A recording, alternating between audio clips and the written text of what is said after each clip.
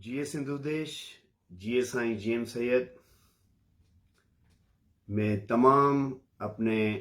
اردو بولنے والے بہن بھائیوں کو، دوستوں کو، بزرگوں کو، بچوں کو، نوجوانوں کو، ساتھیوں کو آداب کہتا ہوں، سلام کرتا ہوں۔ آج یہ میرا پہلی مرتبہ میں لائیو آپ سے ڈائریکٹ مخاطب ہو رہا ہوں، اور یقیناً اس مختصر ٹائم میں ہم اپنے دل کی اتنی باتیں نہ کر سکیں گے، لیکن میں اس کو شروع کا ایک پازیٹیو اسٹیپ سمجھتا ہوں کہ ہم اس ڈائلاگ کو اسٹارٹ کریں، بات کریں، اور بات کو نیچے تک، نوجوانوں تک، ہماری آنے والی جنریشنز جو آگے جن کو چلنا ہے ان تک پہنچائیں۔ آج کی جو میرے ویلاگ کا مقصد ہے، میں ہاتھ جوڑ کے عرض کر رہا ہوں کہ بڑی کشادہ دلی سے سنیے گا، اور میں تعصب پرست انسان نہیں ہوں۔ شروع سے میرے اندر کوئی بھی تعصب نہیں ہے۔ میں قوم پرست ہوں، آزادی پسند ہوں، لیکن دقیانوس، فاشسٹ، تنگ نظر، نسل پرست نہیں۔ اس لیے میں سب سے عرض کر رہا ہوں کہ پلیز کشادہ دلی سے، بڑی نظر سے، دماغوں کو کھول کے میرے یہ چند جو گفتگو ہے، جو چند لمحے ہم آپس میں یہ بانٹیں گے، اس کو بالکل فراخ دلی سے سنیے گا۔ اور جتنے بھی تنگ نظر لوگ ہیں یا پہلے سے ہی بائسڈ ہیں، اپنا اوپینین پہلے سے ہی بنا چکے ہیں، پلیز ان سے گزارش ہے کہ وہ نہ سنیں، یہ ان کے کام کی چیز نہیں ہے۔ دیکھیں، کراچی ہم سب کی جان ہے، آپ کی، میری، سب کی جان ہے، اور سندھ کی دل ہے۔ میں آگے بڑھنے سے پہلے صرف ایک مختصر سی نگاہ ہسٹری پہ ڈالنا چاہوں گا، تاکہ جو نوجوان ہیں، ہمارے ینگسٹرز ہیں، بچے ہیں، ان کو سمجھ میں آئے کہ 1720 میں، 1720 میں کیسے سیٹھ بھوجو مل سندھی نے اس کی نگاہ اس چھوٹے سے گاؤں پہ یا چھوٹے سے قصبے پہ یا چھوٹے سی آبادی پہ پڑی، اور اس نے کیسے سمجھا کہ یہ ایک شہر بن سکتا ہے، جس نے 1720 میں سٹارٹ لیا اس کو ڈیولپ کرنے کے لیے، کیونکہ پانی کا کراچی کے ساتھ مسئلہ تھا، اور کھاری زمین ہے، اس کے اندر بھی کھارا پانی ہے، سمندر تھا، تو اس کو کس طریقے سے اس کو آباد کرنے کے لیے آگے بڑھنا تھا۔ کراچی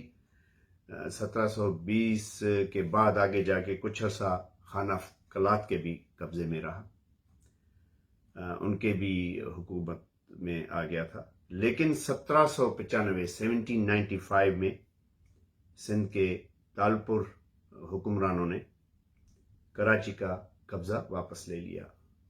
خانہ قلات کی فیملی سے انہوں نے وہ قبضہ چھڑا لیا تھا 1795 میں۔ انگریز جب برصغیر میں داخل ہوا تھا تو اس کو ہندوستان پہ آلریڈی قبضہ کیے ہوئے 100 سال ہو گئے تھے۔ سندھ کبھی بھی ہندوستان کا حصہ نہیں رہا، سندھ اور ہند رہے ہیں ہسٹوریکلی، تاریخی طور پہ۔ جب انگریزوں نے ہندوستان کو فتح کر لیا تھا اور تقریباً 100 سال ان کو ہو چکے تھے ہندوستان میں، تب 1839 میں 1839 میں انگریزوں نے کراچی سے سندھ کو فتح کرنا شروع کیا، اور 1843 میں جا کے انہوں نے پورے سندھ پہ قبضہ کر لیا۔ ظاہر ہے انگریز کے جو عزائم تھے پورے بر صغیر کے لیے، اور Sindh was very important strategic position for them, اس وقت جنگوں کا زمانہ تھا، انگریز سامراج اپنے آپ کو دوسری حدوں تک لے کے جانا چاہ رہا تھا، اور 1843 میں بھی انہوں نے سندھ کی ٹریٹی کے اگینسٹ، کیونکہ 1833 میں سندھ کے ساتھ ان کی فرینڈشپ ٹریٹی تھی، لیکن کیونکہ افغانستان میں بری شکست کھانے کے بعد وہ لوٹے تھے، تو ظاہر ایک فیس سیونگ کے لیے انہوں نے کہا کہ چلو سندھ کو فتح کر لیتے ہیں، ایک ایڈیشن کر دیتے ہیں، اور سندھ کے خاص طور پہ جغرافی اتنی امپارٹنٹ تھی کہ ان کو یہ اشد ضرورت تھی کہ اس پورے خطے کو اپنے قبضے میں رکھنے کے لیے، اپنے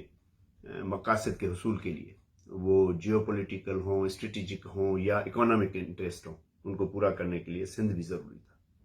تو انہوں نے فرینڈشپ ٹریٹی کو توڑتے ہوئے، لتاڑتے ہوئے سندھ کو فتح کر لیا۔ ظاہر ہے جب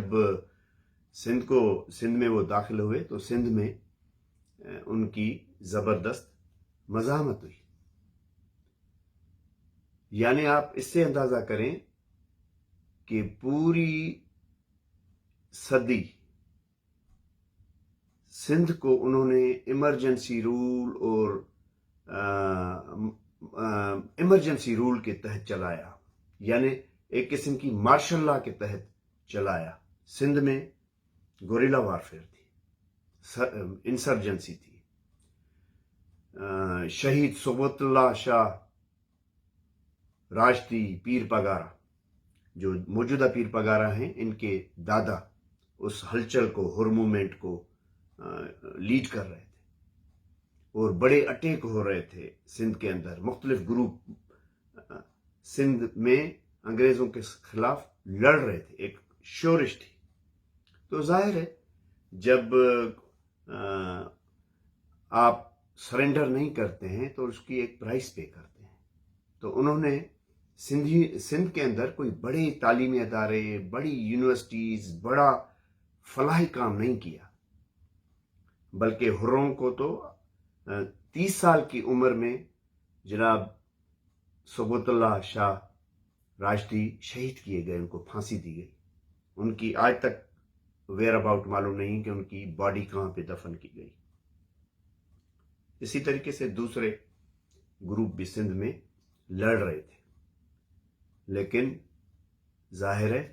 جب اس قسم کی قومی مزاحمت ہو تو وہ ریٹرن میں انہوں نے پنجاب یا ہندوستان کی طرح ہمیں سندھ کو ڈیولپ نہیں کیا، لیکن انہوں نے ڈیولپ وہ چیزیں کی جو ان کے مقاصد کو پورا کرتی تھی۔ لیکن سندھ میں 47 سے پہلے ہی جو ہمارے سندھی ہندو تھے، سندھی ہندو بہت رچ تھے، مالدار تھے، سیٹھ تھے، بڑے بڑے بزنس مین تھے، اور ایجوکیشنسٹ تھے، شہری تھے۔ تو انہوں نے یہ خوبصورت شہر بنایا تھا بڑی اپنی اس سے لگن سے، اور یہ جو آپ کا اوجھا ٹی بی سینیٹوریم ہے، یہ ٹھٹا کے دو بھائیوں نے، سندھی سیٹھوں نے یہ بنایا تھا۔ جب 47 سے پہلے کی بات کرتے ہیں تو پاکستان بننے سے پہلے جو چیزیں بنی ہوئی تھی، یعنی میں آپ کو بتا رہا ہوں کہ کراچی کتنا آئیکانک سٹی بن چکا تھا، اس کی ویلیو کے حساب سے، ٹریڈ کے حساب سے، کہ اس کے پورٹ کے حساب سے، کہ فریہر ہال بن چکا تھا۔ انگریزوں نے اپنے لیے اینڈریو چرچ بنایا، کراچی گرامر اسکول بن چکا تھا، کراچی پورٹ ٹرسٹ بن چکا تھا، میری ویدر ٹاور بن چکا تھا، ٹرینٹی چرچ بن چکا تھا، یہ جو بولٹن مارکیٹ ہے، کیونکہ یہ بہت بڑا بزنس کا علاقہ تھا، یہ بن چکا تھا، یہ 47 سے پہلے تھا۔ کراچی میونسپل بلڈنگ، یہ کراچی میونسپل بلڈنگ وہ ہے جہاں کراچی میونسپل کمیٹی کے سائیں جیم صد بھی وائس چیئرمین رہ چکے ہیں پاکستان بننے سے پہلے، اور یہ وہ میونسپل کراچی لوکل بورڈ ہے جہاں سائیں جیم صد لوکل بورڈ کے چیئرمین بھی رہ چکے ہیں۔ سول ہسپتال 1888 میں بن چکا تھا، جناح ہسپتال 1930 میں، کراچی میونسپل جو یہ بلڈنگ ہے کمیٹی کارپوریشن، یہ 1927 میں بن چکی تھی، سندھ اسمبلی بلڈنگ، اور 1843 سندھ ہائی کورٹ 1923 میں، گورنر ہاؤس 1843 میں، یہ گاندھی گارڈن جسے کہتے ہیں زو،